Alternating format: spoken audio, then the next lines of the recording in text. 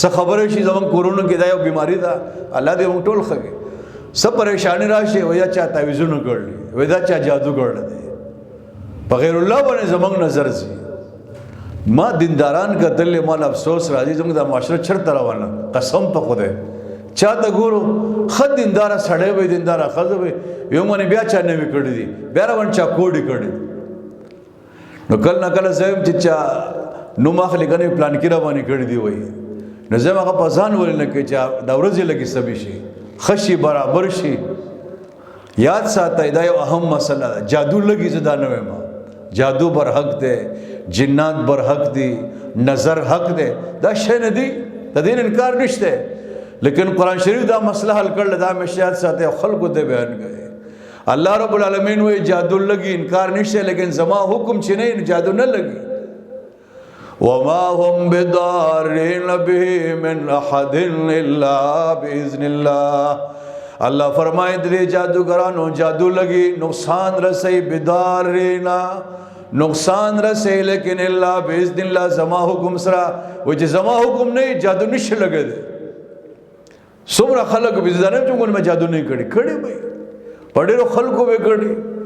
لیکن دا اللہ حکم بنے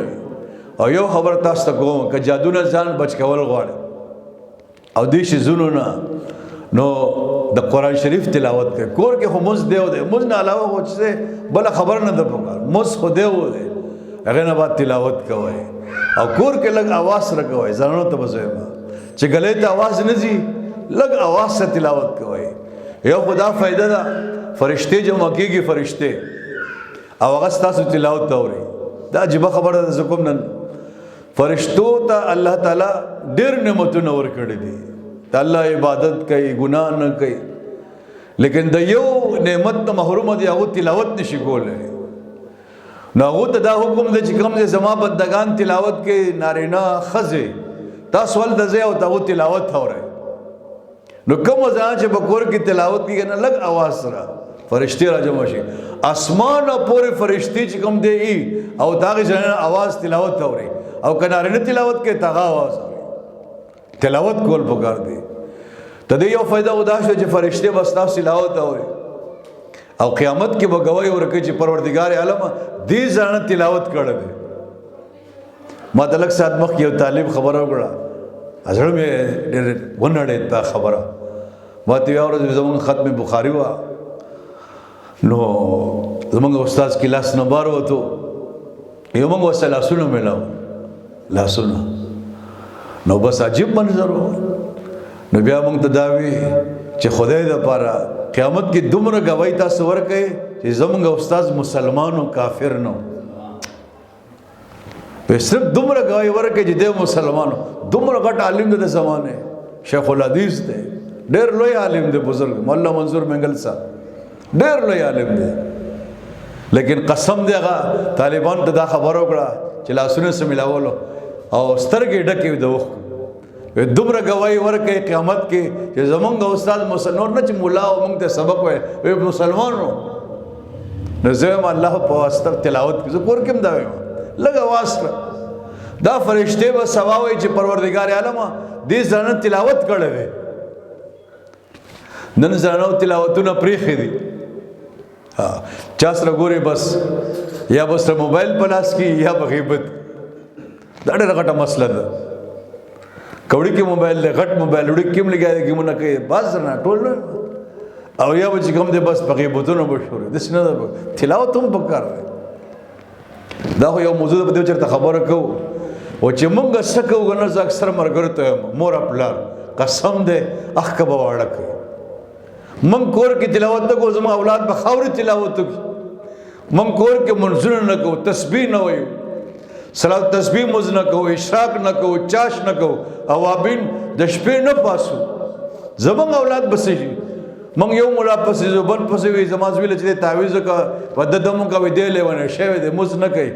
او دې چې کوم دې ما سره جګړه کوي پلان کې ډینګي قسم دې هر سستا پلاس کی زمون یو بزرګ تاغذ به سبق نه وي او خپل ډیر غټ عالم چلاړ به درسګاه ته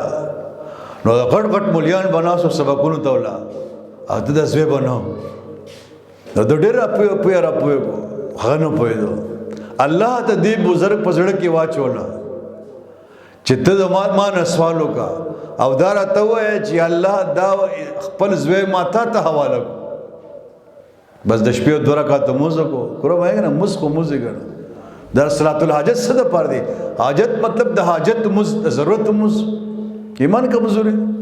2 رکعاته لمونځ صلات الحاجت وکړو او الله ته چې پروردګار نور ستړی شوم دې ما ډېر پوهه کو نرمي سختي هر څه مې سره وکړه خدای ته پوه شو دا الګ پوه شو بس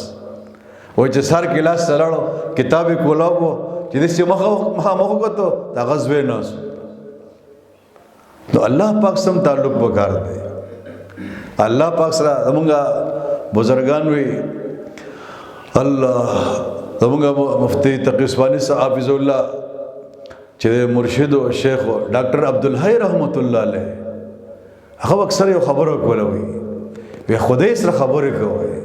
هر وخت دعا نه خبره پروردگار عالم دومره دواګانې درته وکړي ستړي شو منوړه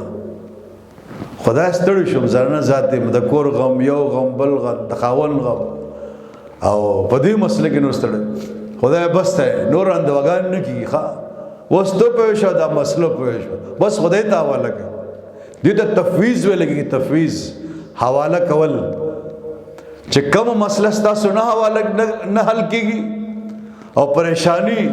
بس یو 2 رکعاته لمونځ کې الله ته ته په شو دا مسله په شو کله په دنیا کې مونږ چاته وي کنه چې به ته په شو دا کار په شو مونږ وي کنه ته په شو دا هغه سړی چې کوم دی بیا غلا ځان تیار کی یار ماته ته په شو دا کار په شو دا غوړي غټه ذمہ دار یو سړی دا کار تو کا او یو ته په شو دا کار دی په شو بس زه نور ستړی شم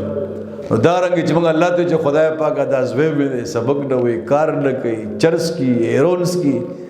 خاون مې بد مزاج دی هر وخت غصه شور شرابه او کور حالات زموږ دی بیروزګاری ده او بل راغله دی یو بل پرې قسم دې ته د مسلې حل د شپې پاسه 2 رکعاته لمونځ وکړه صلات التهجد صلات الحاجت وکړه او الله ته بجړ هغه پورې د سجدې نه سر مچ وته وا چې تاسو ستا زړه نه ویلي چې ستا دعا قبول شو نن موږ الله پرې خده مزم پرې خده ما څنګه خبره پړغه نه بس مولایان دی او پسې تعویذ موږ لو کا دا چلو کا بل هغه